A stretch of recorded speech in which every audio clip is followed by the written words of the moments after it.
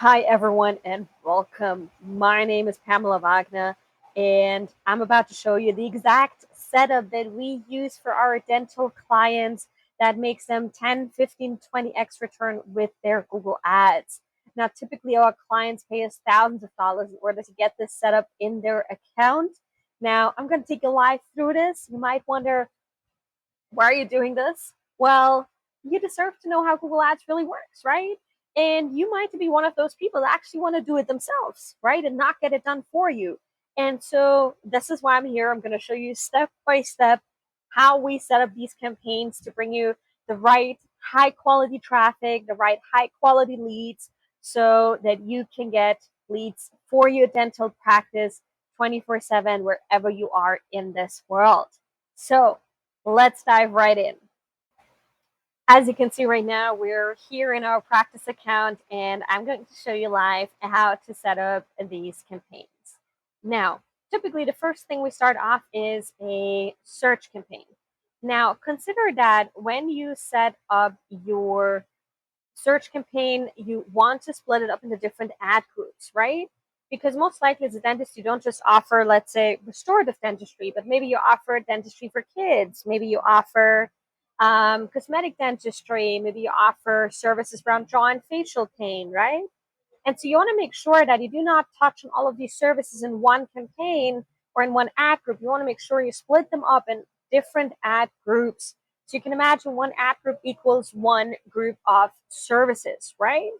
So in this case, what we're going to do is we're going to start off with dentistry for kids as an example, just to help you understand the concepts a little bit better.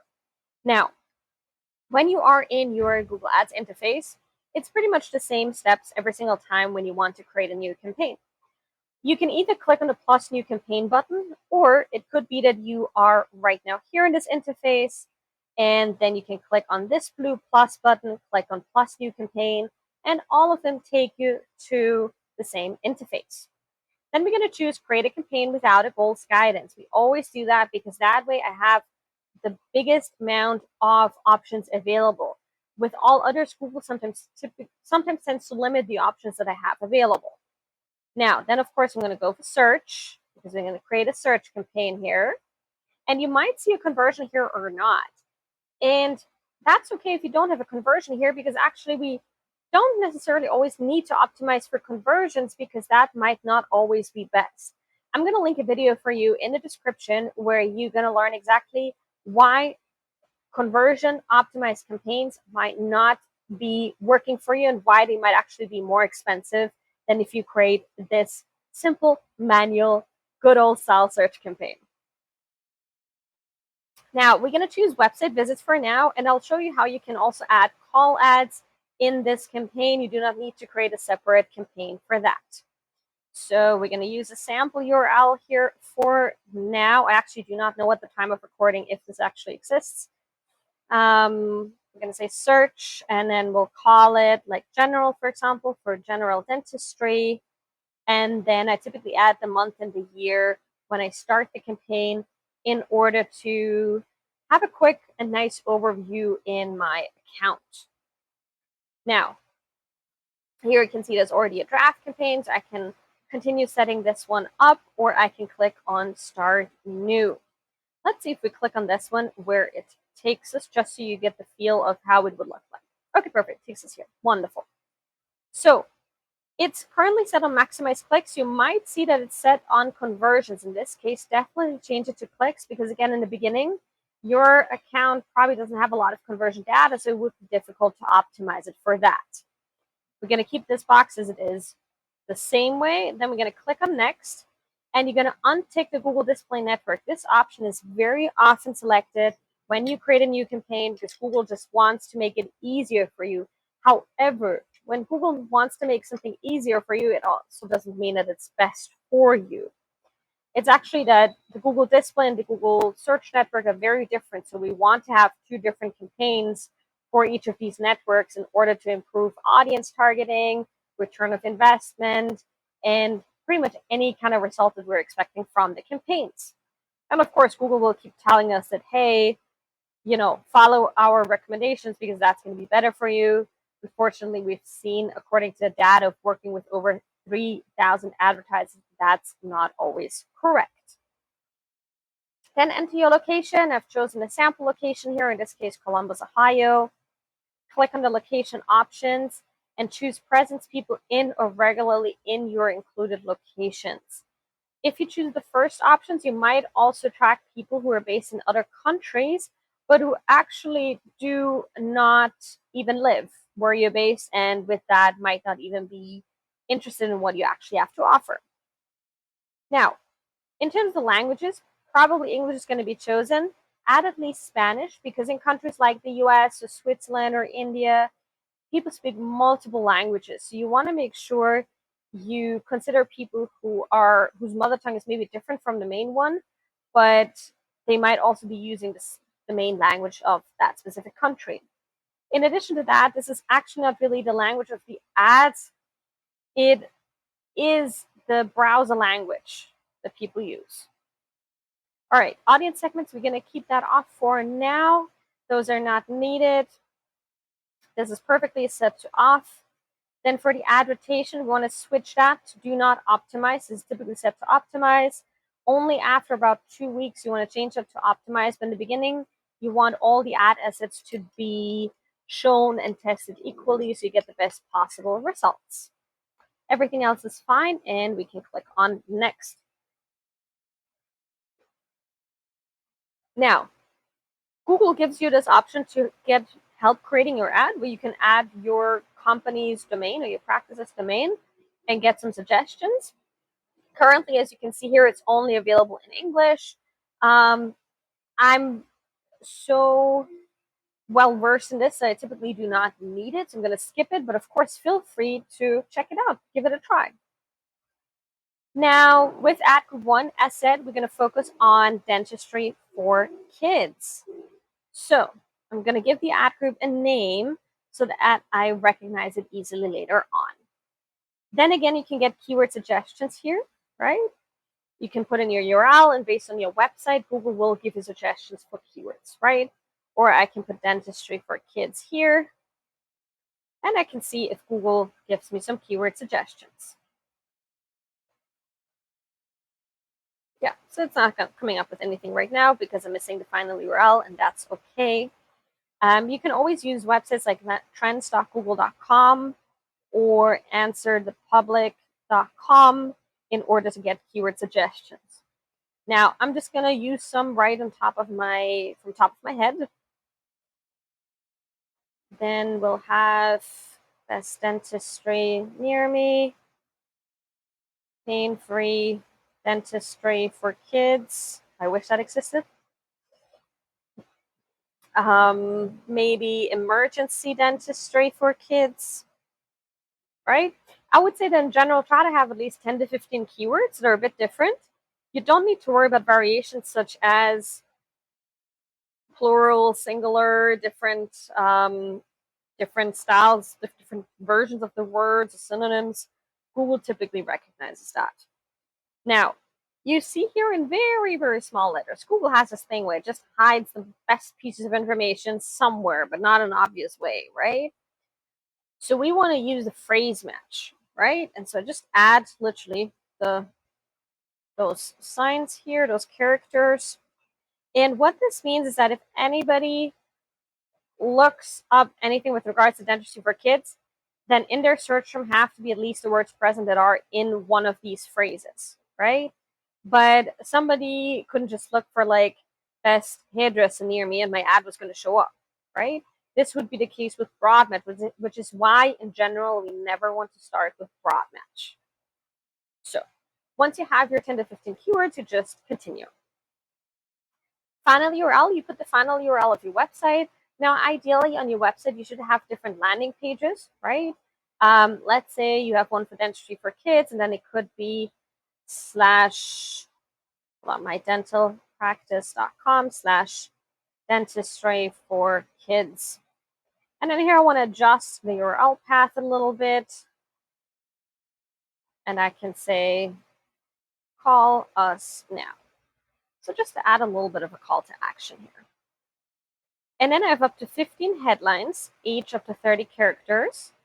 And then I have up to 4 descriptions, each up to 90 characters.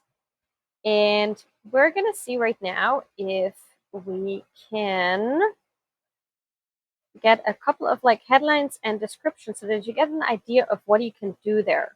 Now, typically, what I like to do is I like to use Claude or any other AI tool in order to help me come up with this because it's much quicker, much more efficient. And so we are going to use a little bit of a help here, right? So let's enter a couple of examples that Claude typically comes up with, or you can also take it from here. You can say top rated dentistry near me, um, calm dentist in Columbus, right? So you can always add the location. You could say kids friendly practice in, that's not going to work because we have two little characters, near me. You could say give our doctor a call today. And then you just fill up all these 15 headlines, right? Making sure that you give Google as much options as possible. Then we want to add 4 descriptions. So here we are going to um, enter just pieces of text that are maximum 90 characters, including spaces. And let me see if I can copy paste something here.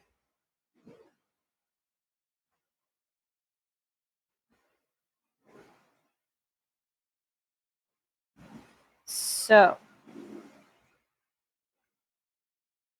go with prevention is one of the best cures. Start at an early age with professional dental care. And you could say top rated. It's okay if you repeat a couple of like um, aspects that you said in the headline. So you could say also 500 plus 5-star reviews.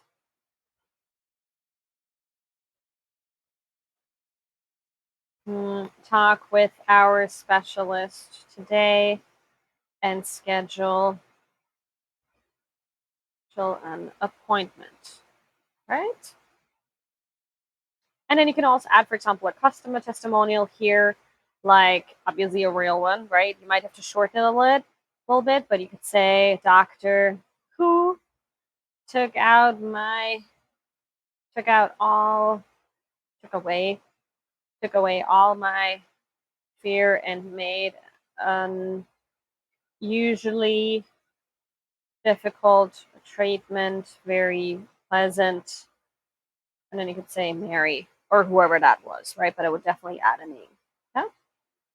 Perfect. All the rest I would leave as it is right now. I would not add any assets here because that oftentimes leads to bugs in Google, and that can be slightly annoying sometimes. So you can click on next. We're already at the budget here. When you get started, a first daily budget would be like, for example, 31 euros, $1 a day. That's a good amount to like get a decent amount of clicks. Now you can see here on the right hand side an average cost per click, average like weekly clicks that you can expect, and your weekly cost. Now, of course, this is going to differ from location to location keywords that you use, right? So wherever you're setting this up right now, whichever keywords you're using, it is highly likely that you will see different amounts here, right? So do not be surprised. Don't worry about this percentage here right now. We'll talk about this later. So then I got the campaign here. Of course, it's going to show me all kinds of improvements. And this looks good so far. Now, what's really interesting here is we are seeing a typical bug in Google, unfortunately. You're supposed to see a publish button here, a blue publish button. And let me just fill out that confirmation.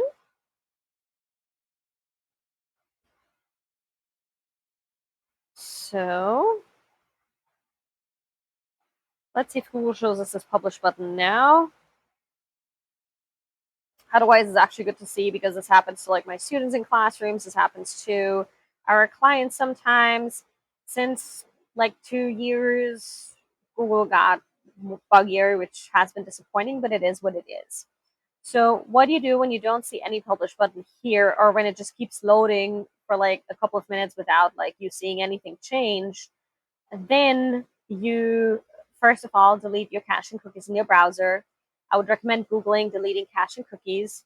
And if that doesn't work, which is something that I actually did right before this video because it happened with the first take that I did here, and since it still isn't solved, and that means this is a real bug here, and probably it's going to be solved after 24 hours. So in this case, we're seeing here an error message. So we're seeing health condition related services, procedural products aren't allowed in personalized advertising. Let's see. So this is typically allowed. What I would highly recommend you do is you can say request an exception, right? Because obviously it's allowed to advertise for dentistry services on Google, right? But for some reason, Google is flagging this right now. It's a machine behind it. It's not a human, right? So it's not perfect at all. And then you can click on next and next, and let's see if the publish button shows up here right now. If the publish button doesn't show up, you have to wait for about 24 hours and you delete cache and cookies, and then try creating the campaign again. Typically, most bugs in Google are solved after 24 hours. So, but once you have clicked on publish, your campaign is pretty much ready to go. If you do not want to run it yet, if you want to activate it at a later point in time, you can always pause it immediately after publishing it. And that way your campaign is not going to run immediately. It's going to take some time and going to be activated whenever you want it to be ready. So here you can already see the publish button, and you can simply click that when you are happy with your campaign setup. Now, once you are in your ad account and you've published your campaign, you will see it in this overview here. If you do not, then click here on campaign status, enable pause, and it might be that you have to choose one or the other in order for it to be visible again. Now, in order to create the assets that we just discussed, you scroll down and you go to assets and assets again. And then you can add all these different kinds of assets here to your campaign. It might be when you select the search campaign that you have even a whole bunch more campaigns available or assets available. I'll see if I can find one here for you. Now, we currently don't have one in our practice account, but let's see if I find another one so you can see more. Nope, we only have those available for now. That is absolutely fine. Now, I always recommend adding as many of them as possible, right? So you do want to add site links, which are pretty much links that lead to other landing pages of your website, right? Maybe you want to also show people that you offer services for cosmetic dentistry, for oral surgery, or for any prevention kind of like related checkups, right? Just be careful also when you are having a dentistry that your website does not mention the word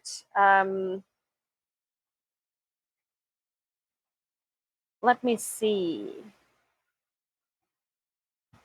I'm gonna link to the policy because if I mention this word, then this video might get disapproved as well. So I'm gonna link to the policy in the video below the video, and it will include a list of words that are not allowed because I don't want you to. And this is fairly common that dentists go open up a Google Ads account and then the ads get disapproved or the account gets suspended because they mention a whole bunch of terms on their website that Google doesn't allow for advertising, right? So even if you don't mention them in the ads and the keywords, but Google still crawls your website, right? So let's go back to this overview here. And so you can see here with the site link, always make sure you add it to the ad group. In this case, if you end up creating multiple ad groups for one campaign, you might have an ad group about the dentistry for kids in one campaign. You might add another ad group in the same campaign for jaw and facial pain. You might add another ad group for oral surgery and so on. And you always want to like adjust that, right? So you're going to see your campaign here, and then you can simply select one. I'm just going to select one here so that you can see the options and how it looks like. Perfect. And then you can, of course, select your ad groups as well here. And then the site link text is pretty much the headline, right? So we can say prevention